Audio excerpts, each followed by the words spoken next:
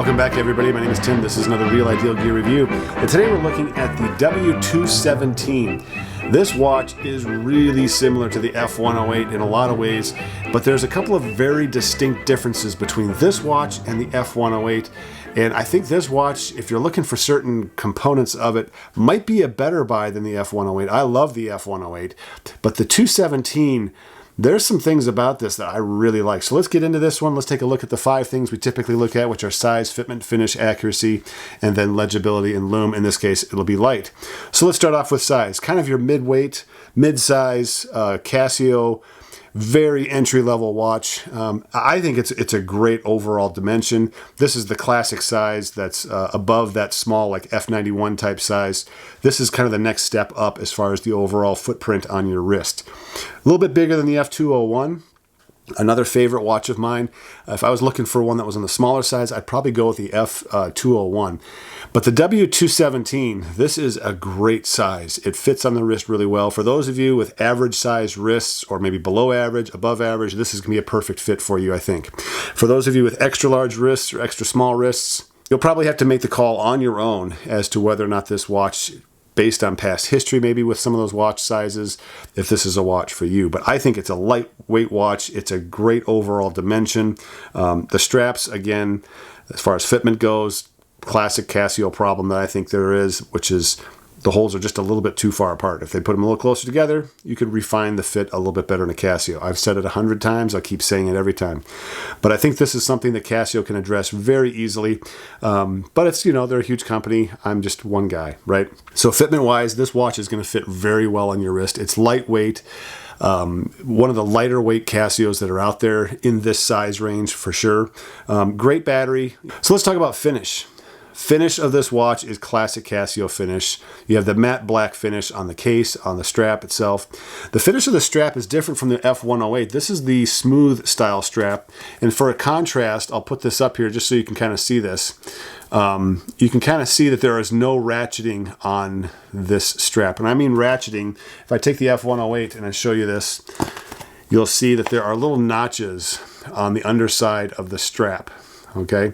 And those notches allow the keeper to stay in place much more readily than a smooth strap like the 217. The 217 is smooth, doesn't have a lot of grip when it comes down to the keeper, so expect the keeper, which is this little piece right here that slides up and down on the strap, expect the keeper to move around a little bit on this watch. All right, that's one of the downsides to this design, is that for the price you get a smooth strap. I think Casio would serve them well to go with a ratcheting style strap on here. I just think it's a great way to keep that keeper in place. Otherwise, the overall finish is good. It has kind of that classic square display look that you get from the 5610, but in a much cheaper model, and a slightly different case design as well. But it's also, I think, the case design, when it comes down to the F108, you're getting kind of that classic Casio flat case look. Okay, very flat. There are no like ridges or anything that kind of connotates a little bit of a G-Shock design feature to it at all.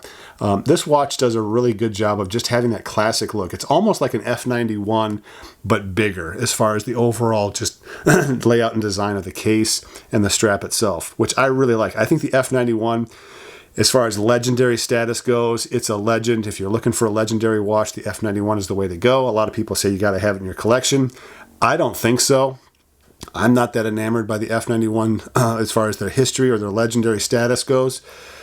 So I think the F91 needs to be retired, and that comment probably is going to stir things up a little bit, but I don't see it anymore. I think it's a great watch. Retire it, move on. People who have them now have a collector's item. Great, you've got the collector's item. But I just don't think it's worth the $15. You're going to find some much better options out there for $15, $15 to $20 than the F91. So there's my little commentary on the F91, but I think this is kind of the larger version of the F91. So take a close look at that watch. I think you're going to find that this watch serves you better than the F91. Now, accuracy-wise, it's no issue with Casio digital accuracy. It's great. Legibility and light. Legibility. Now, I said the F108 was one of the best watches out there for legibility. I stand corrected, and corrected very quickly, The 217 is even better. It's slightly bigger on the numbers, and the numbers themselves are heavier. So I think this watch has the best, the best display I have ever seen on a Casio watch when it comes down to telling the time. You also have the day and the date. That's all I need on the display. That's all I want to see on the display. You do get the alarm indicators because this one has two other modes. You have the alarm mode and you also have a stopwatch mode. So you get to see those, the hourly chime and also the daily alarm. Totally fine with that. The rest of it is dedicated to telling the time and the day and the date. That's it. I love it. This is where I think simplicity is best. I think this is one of the best simple watches that's out there, although I think the strap, the F108's got the strap.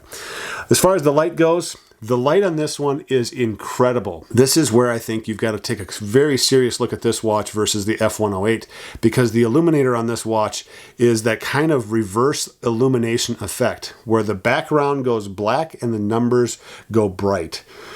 Typically you have the reverse where you have the dark numbering and a light background. So this one is a reverse lighting effect on it, which I actually like this better because it doesn't emit as much light when it comes to turning it on, but at the same time you get the numbers and the day and the date are very well lit up. So you do get to see what you need to see because it's lit, and the rest of the stuff you don't need to see isn't lit. So to me, this is the best lighting system that Casio has designed, is that reverse effect, that reverse lighting effect where you have the numbers lit up and the background goes dark. I don't know if they call it polarizing or whatever the name is, but I think this is great. One of the best features about this watch is the light and the display itself. So legibility and light are outstanding, superior to the F108 in every way possible. Modes, again, you have the alarm and you have the stopwatch. What do I think this is good for? Well, just like the F108, anything and everything you want to throw at it. It's a cheap watch, don't have to worry about the replacement cost. It's a great fitting watch. It's lightweight, low profile. If you want to try to keep the acrylic crystal clean, you got polywatch. You can always rub out all the minor scratches and things like that every month or two of use. Has your typical water resistance, but this water resistance is a little bit better than the F108. Another feature I think which is better, it has 50 meters of water resistance. So I would have no issue wearing this swimming. I think this is a watch that you can definitely get away with a little bit more extended time in the water. Is it a dedicated swimming watch? Probably not, but I think 50 meters of water resistance is, in my opinion, the minimum, especially when you're dealing with a well-known, world-class brand like Casio. No issues, in my book, when it comes down to swimming with this watch. So this truly is a go anywhere and do anything type watch. I don't see any issues with this watch whatsoever. Other than the modes, I'm not a real fan of having just the alarm and the stopwatch. I would prefer to have a timer mode. I think the timer mode is really a necessary feature of any Casio watch. Dual time would be great as well. And for just $10 more, you can get that in a lot of watches. So if you're looking for those extra modes on the module, I would spend the extra $10. You're going to get a better module, and more often or more likely, you're going to get even better water resistance, such as the Gray Man, which is the W800. Very, very, very good watch. Very comparable to this. The display, the numbers on the display are not quite as big on the Gray Man as it is on the W217. The W217 is the best display I have seen on a Casio, period, when it comes down to legibility and size, bold numbers and all that. So a lot of great specs on this watch. I think it does an exceptional job with its design and simplicity.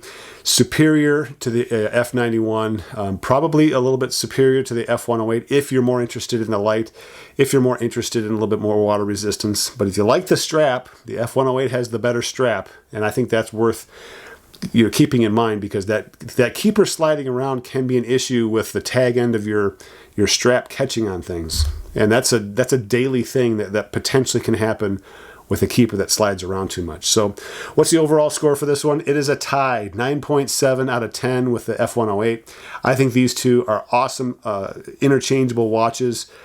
I would tend to go more towards the W217 because I think the light serves better. The display, I always kind of defer to the display because I need reading glasses. So when I'm looking at my watch, analog watches are best. And for digital watches, I need the biggest numbers, boldest numbers possible. So I would tend to go to the 217 between those two. So there you go. Put in the comments down below what you think of this. For those of you that watched the F108 video, do you agree with the 217 being neck and neck with the 108? What do you think of all that? So I'd love to hear from you. I try to reply to all those comments. And if you haven't done so, check out my website. I've got some watches for sale, especially around this Thanksgiving time where all the sales are happening. You're going to see some cheaper watches. I'm lowering the prices on my watches to try to get them moved. Got to make space for other watches that come in for reviews. So appreciate your support in that area. It's realidealgear.com and go right to the shopping page and you can check out some of the watches. Anyway, there you go. My name's Tim. This has been another Real Ideal Gear review and we'll catch you guys next time.